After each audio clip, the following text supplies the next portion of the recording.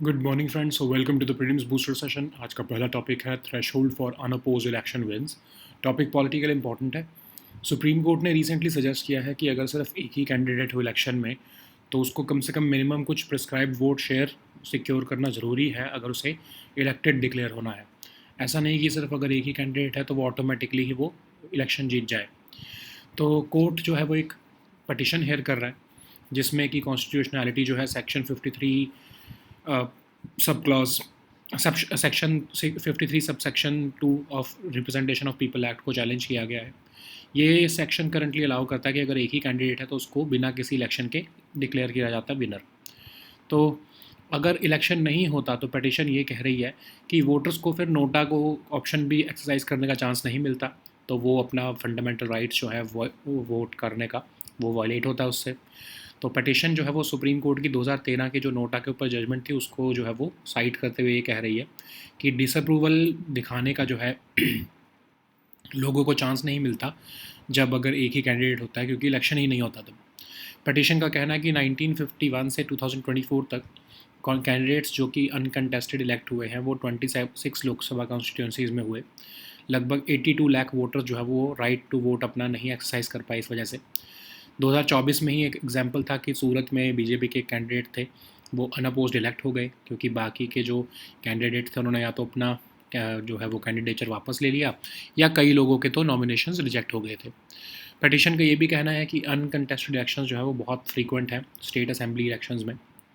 लेकिन election commission of India ने अपने काउंटर एफिडेविट में कहा है कि अनकंटेस्टेड इलेक्शन सिर्फ 9 आउट ऑफ 20 लोकसभा इलेक्शंस हुए हैं और सिंस 1989 सिर्फ एक ही बार ऐसा इंस्टेंस हुआ है कि जब कोई अनकंटेस्टेड इलेक्ट हुआ हो।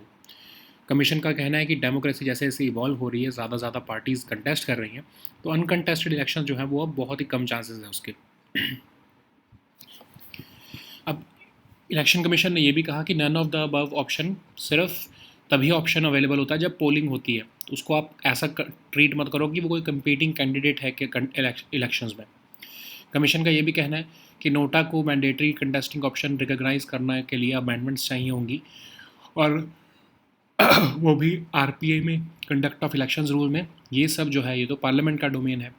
सुप्रीम कोर्ट ने सजेस्ट किया कि जब एक ही कैंडिडेट हो तो कम से कम मिनिमम परसेंटेज ऑफ वोट्स जैसे 10 या 15% उसको सिक्योर करना इंपॉर्टेंट हो। अदरवाइज़ तो जो डेमोक्रेसी जो मेजॉरिटी सपोर्ट पर फाउंडेड होती है तो कम से कम कुछ अमाउंट ऑफ अप्रूवल तो वोटर्स उसको दिखाएं। अब लेकिन सुप्रीम कोर्ट ने यह भी कहा है कि पार्लियामेंट इस स्पेसिफिक्स को डिसाइड कर सकती है एक लॉ के द्वारा।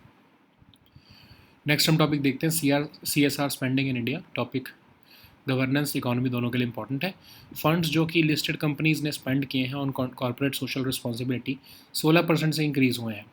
तो कॉर्पोरेट सोशल रिस्पॉन्सिबिलिटी एक पिलर, सेंट्रल पिलर है इंडिया की कॉर्पोरेट गवर्नेंस फ्रेमवर्क का, जिसमें कि 2% of their average net profit जो है प्रीसीडिंग 3 ईयर्स के सोशली इम्पैक्टफुल इनिशिएटिव्स पर कंपनीज़ को खर्च करने होते हैं। वो कंपनीज़ जिनकी नेटवर्थ 500 करोड़ या उससे ज़्यादा है, टर्नओवर 1000 करोड़ या उससे ज़्यादा है, या नेट प्रॉफिट 5 करोड़ या उससे ज़्यादा है, वो ऑब्लिगेटेड होती हैं CSR एक्टिविटीज़ को अंडरटेक करने के लिए। ओवर द ईयर्स CSR जो है वो एक्सपैंड होके अब education, health care, rural development, environmental sustainability, cultural heritage, इन सब एरियाज़ में भी आ गया है। अब फाइनेंशियल ईयर 2023-24 में इंडिया ने विटनेस किया 16% सर्ज CSR स्पेंडिंग में। तो ये मिरर कर रहा है कि कैसे 18% इंक्रीज़ हुआ है एवरेज 3 ईयर नेट प्रॉफिट्स में कंपनीज़ के। इससे पहले जो कंपनीज़ हैं उनका जो है उसमें शॉर्टफॉल था एक्चुअल स्पेंडिंग और रिक्वायर्ड स्पेंडिंग में, लेकिन जो ये इंक्रीज़ इन स्पेंडिंग आई है वो 3 साल बाद आई है रिलेटिवली फ्लैट ग्रोथ के बाद। तो CSR फंड्स जो है वो प्रेडोमिनेंटली सोसाइटल सेक्टर्स में जो है वो खर्च किए जाते हैं। तो सबसे ज़्यादा एजुकेशन और हेल्थ केयर में खर्च किए गए। स्पेंडिंग जो है एनवायरनमेंट सस्टेनेबिलिटी में सबसे ज़्यादा तेज़ी से उसमें राइज़ हुआ है। लेकिन जो एरियाज़ हैं जैसे slum development, rural development, armed forces, veteran welfare, इसमें सिग्निफिकेंट डिक्लाइन देखने को मिला है। तो अगर हम ट्रेंड्स देखें, 98% जो कंपनीज़ जो रिक्वायर्ड थी उन्होंने अपनी CSR ऑब्लिगेशंस पूरी की हैं। 49% ने तो अपनी मैंडेटरी स्पेंडिंग से ज़्यादा ही खर्च किया है। सिर्फ 259 कंपनीज़ हैं जिन्होंने अपनी स्पेंडिंग रिक्वायरमेंट से कम खर्च किया है। पब्लिक सेक्टर अंडरटेकिंग्स ने भी अपनी कंट्रीब्यूशन को एनहेंस किया है। एक्सपर्ट्स का कहना है कि CSR एलिजिबिलिटी थ्रेशोल्ड्स को रिवाइज़ किया जाना चाहिए और ये रिवाइज लिमिट हेल्प करेगी CSR मैंडेट्स को लार्जर एंटिटीज़ को भी शामिल करने के लिए। तो जैसे जैसे इंडिया की इकोनॉमी ग्रो हो रही है, CSR भी जो है वो इवॉल्व होता जा रहा है from being a compliance obligation और एक टू अ स्ट्रेटजिक पिलर, जिससे कि ब्रांड बिल्डिंग भी होती है, सोशल इम्पैक्ट भी होता है और स्टेक होल्डर का ट्रस्ट भी बढ़ता है। ठीक है, नेक्स्ट हम टॉपिक देखते हैं bond market. Topic economically important है। US प्रेसिडेंट डोनाल्ड ट्रंप के एक्शन से सिर्फ इंटरनेशनल ट्रेड रूल्स ही नहीं डिसरप्ट हो रहे हैं, बल्कि वो US के सेंट्रल बैंक को भी के भी इंडिपेंडेंस को चैलेंज कर रहे हैं, जो कि बॉन्ड्स इशू करता है। तो बॉन्ड क्या होते हैं? बॉन्ड एक फाइनेंशियल इंस्ट्रूमेंट होता है जो एक फिक्स्ड रिटर्न प्रॉमिस करता है। बॉन्ड जनरली सेफ इन्वेस्टमेंट्स होते हैं। ठीक है, बॉन्ड यील्ड्स जो है वो इन्वर्सली प्रोपोर्शनल होती है मार्केट प्राइस की। अब जैसे जब मार्केट प्राइस गिरेगा तो गवर्नमेंट को जो है ज़्यादा ऑफर करना पड़ेगा जो है रिटर्न। ठीक है, क्योंकि वो कम पैसा उठा पा रहे, मार्केट में प्राइस कम है किसी भी बॉन्ड का, तो मतलब गवर्नमेंट पैसा कम उठा पाएगी तो उसको ज़्यादा इंटरेस्ट पे करना पड़ेगा, तो इससे जो है इन्वेस्टर्स के लिए यील्ड राइज हो जाती है। लेकिन इन्फ्लेशन जो है वो रियल रिटर्न्स जो है बॉन्ड्स की उसको कम कर देते हैं। ठीक है, तो इन्फ्लेशन जब एक्सीड हो जाती है बॉन्ड यील्ड से ज़्यादा तो इन्वेस्टर्स की परचेजिंग पावर ख़राब हो जाती है। तो जब इन्फ्लेशन की एक्सपेक्टेशंस राइज होती है तो सेंट्रल बैंक जो है वो इंटरेस्ट रेट्स बढ़ा देते हैं, जिससे बॉन्ड प्राइसेस फॉल होते हैं और यील्ड्स फिर से बढ़ जाती हैं। ठीक है, तो इंडिया की बॉन्ड मार्केट भी जो है, जिसमें government entities, corporations, financial institutions आते हैं, वो भी फंड्स जो है वो रेज़ करते हैं बॉन्ड्स इशू करके। इन्वेस्टर्स जो है वो पीरियोडिक इंटरेस्ट पेमेंट्स रिसीव करते हैं और उनको प्रिंसिपल रीपेमेंट भी मिल जाती है मैच्योरिटी पे।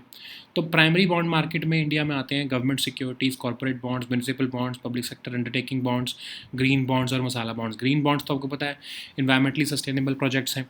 मसाला बॉन्ड्स बेसिकली रुपी डिनोमिनेटेड बॉन्ड्स जो कि फॉरेन मार्केट्स में इशू किए जाते हैं। सेकेंडरी मार्केट्स में आपके जो हैं, जो प्रीवियसली बॉन्ड्स इशू किए हैं उन्हें ही ट्रेड किया जाता है अमंग इन्वेस्टर्स। ओके, नेक्स्ट हम टॉपिक देखते हैं Indian cyber crime coordination centre. Topic governance के लिए इंपॉर्टेंट है। तो गवर्नमेंट ने रिसेंटली ऑथराइज़ किया है Indian cyber crime coordination centre को कि वो शेयर और रिसीव कर सके information from enforcement directorate under anti money laundering law, जो कि एक मूव है डिटेक्ट करने के लिए मनी ट्रेल्स को और कॉम्बैट करने के लिए साइबर फ्रॉड्स को। तो I4C जो है उसको इस्टेब्लिश किया गया है under ministry of home affairs to act as a nodal point at national level in fight against cyber crime. I4C जो है वो अकेडमिया, इंडस्ट्री, पब्लिक और गवर्नमेंट को लेकर आती है इकट्ठा करके, जिससे कि प्रिवेंशन, डिटेक्शन, इन्वेस्टिगेशन और प्रोसिक्यूशन हो सकते हैं साइबर क्राइम्स के। तो ऑब्जेक्टिव्स क्या हैं इसके? एक नोडल पॉइंट है ये कर्ब करने के लिए cyber crime in the country को, स्ट्रेंथन करने के लिए fight against cyber crime committed against women and children. तो ये एक्ट करता है as an early warning system for law enforcement agencies, ताकि प्रोएक्टिव साइबर क्राइम प्रिवेंशन और डिटेक्शन हो सके। ओके, नेक्स्ट हम टॉपिक देखते हैं एक्सरसाइज बालिकाटन 2025। टॉपिक सिक्योरिटी के लिए इंपॉर्टेंट है। तो लगभग 17,000 पर्सोनल पार्टिसिपेट कर रहे हैं एनुअल बालिकाटन एक्सरसाइजेज में, जो कि एक फुल स्केल बैटल सिनेरियो को सिमुलेट कर रहा है और ये चाइना की एम्बिशंस को जो है वो डेटर करने के लिए की जा रही है। लार्जेस्ट बायलैटरल एक्सरसाइज है between armed forces of Philippines and United states. इसका मीनिंग है शोल्डर टू शोल्डर और हर साल की जाती है ये मिलिट्री ऑन इंटरऑपरेबिलिटी को एनहेंस करने के लिए और रेडीनेस को दिखाने के लिए इन support of mutual defence treaty जो US और फिलीपींस के बीच में एग्जिस्ट करती है। 2025 का जो एडिशन है वो 40th हाइट्रेशन है इस एक्सरसाइज का।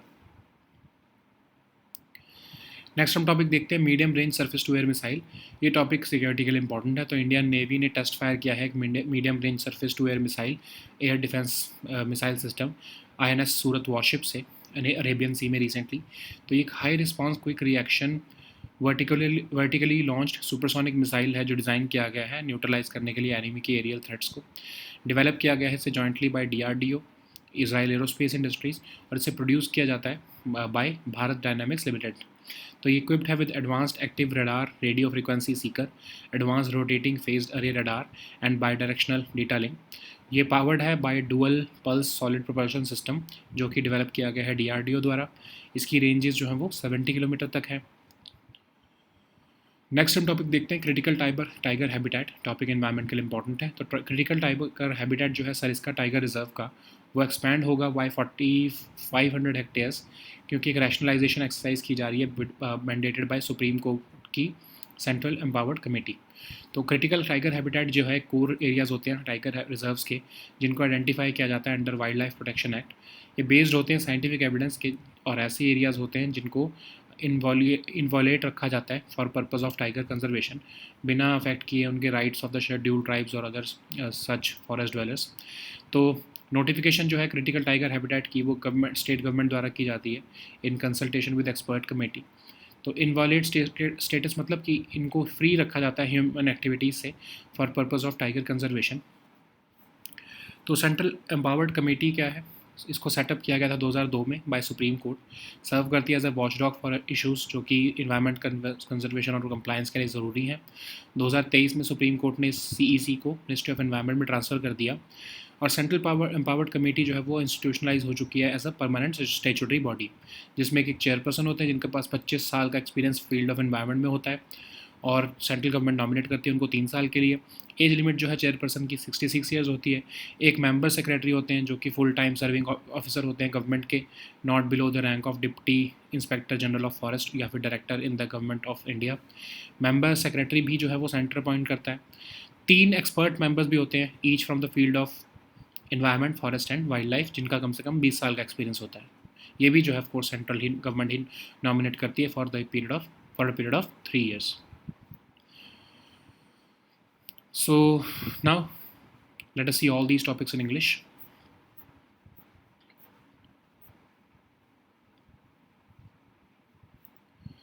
So the first topic is threshold for unopposed election wins. This topic is important for your polity section.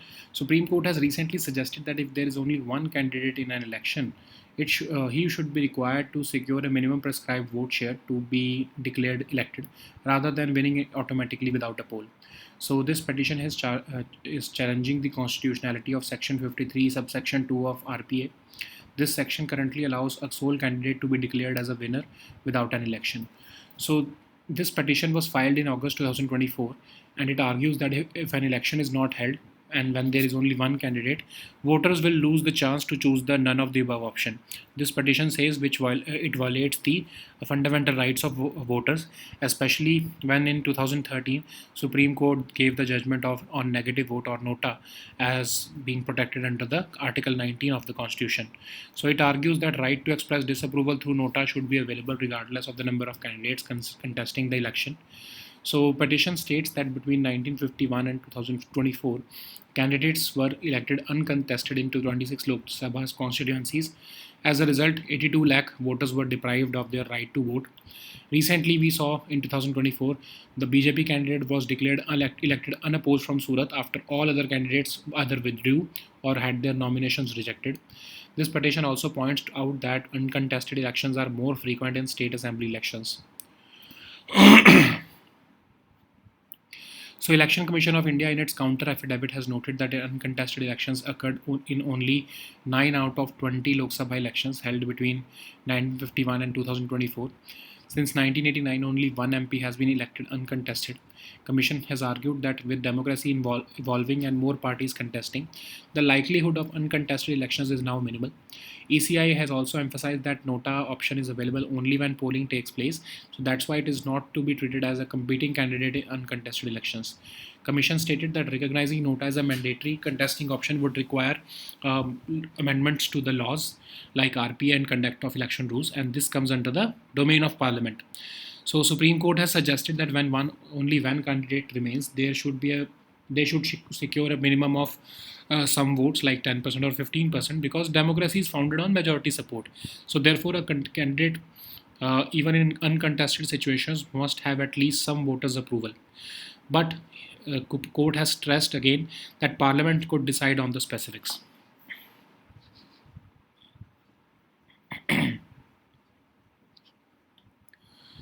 So the next topic is CSR spending in India. This topic is important for your economy section and also your governance section. So funds spent by listed companies on corporate social responsibility rose by 16% in 2023-2024 period in comparison to 2022-2023. So CSR has become a central pillar of India's corporate governance framework, and it mandates that eligible companies have to spend at least 2% of their average net profits over the preceding 3 years on socially impactful initiatives. Companies with a net worth of 500 crore or more, turnover of 1000 crore or more, or net profit of 5 crore or more are obligated to undertake CSR activities. Over the years, CSR in India has expanded to include the areas like education, healthcare, rural development, environmental sustainability, and cultural heritage.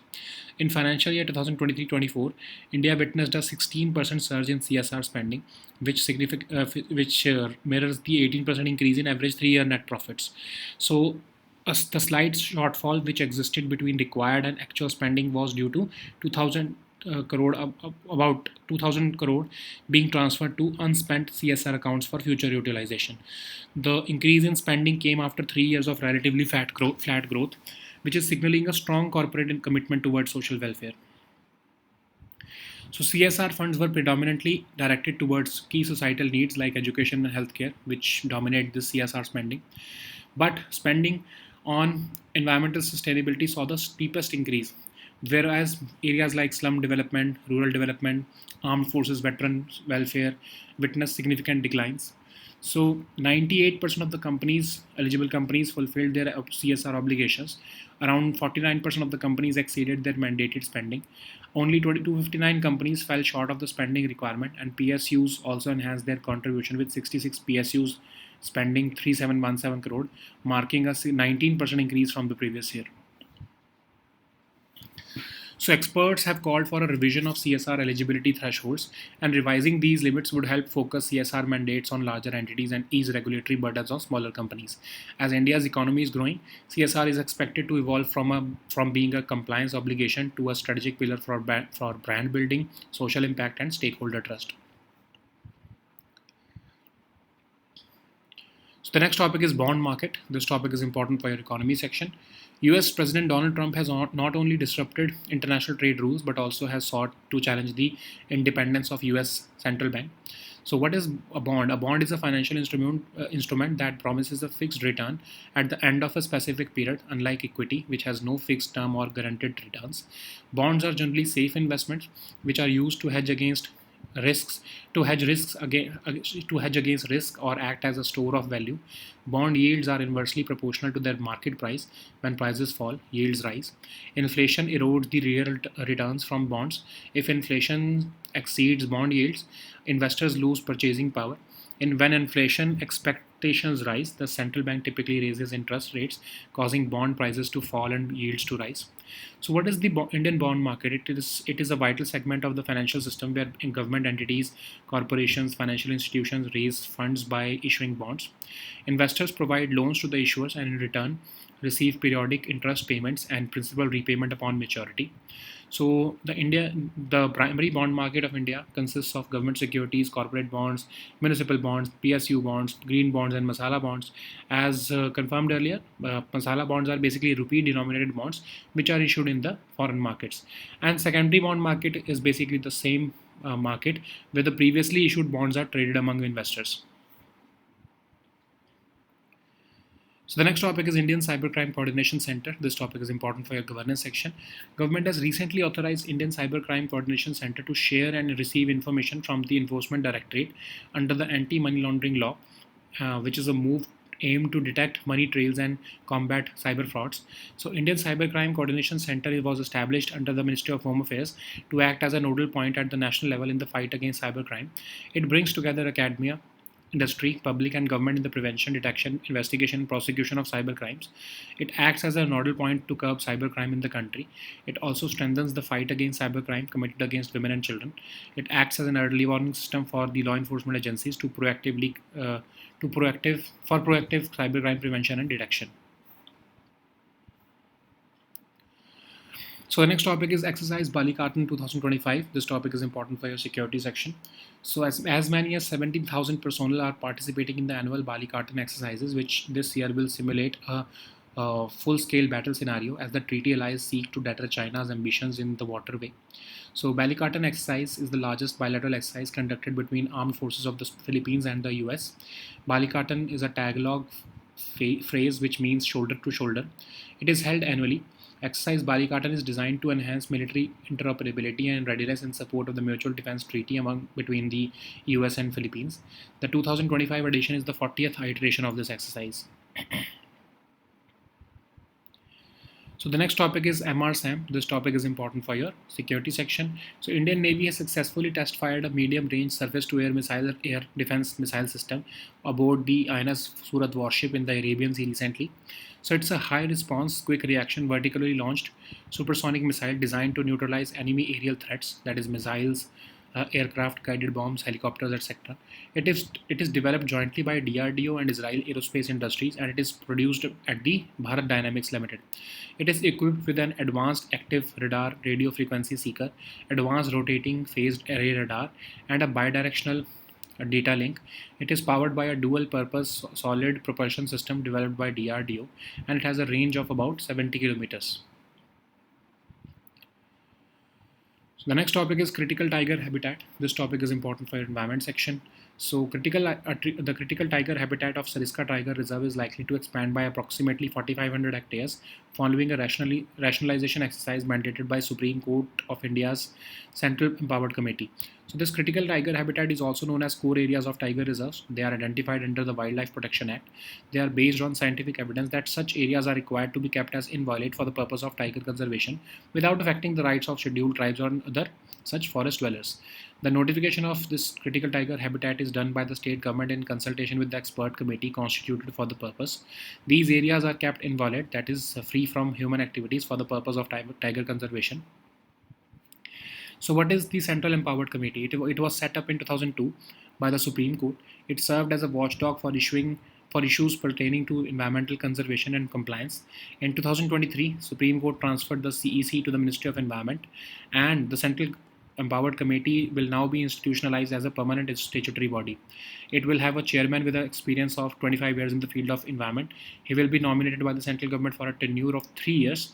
The age limit for the chairperson is set at 66 years, and there will also be a member secretary which will be a full-time serving officer of the government, not below the rank of Deputy Inspector General of Forest or Director in the Government of India.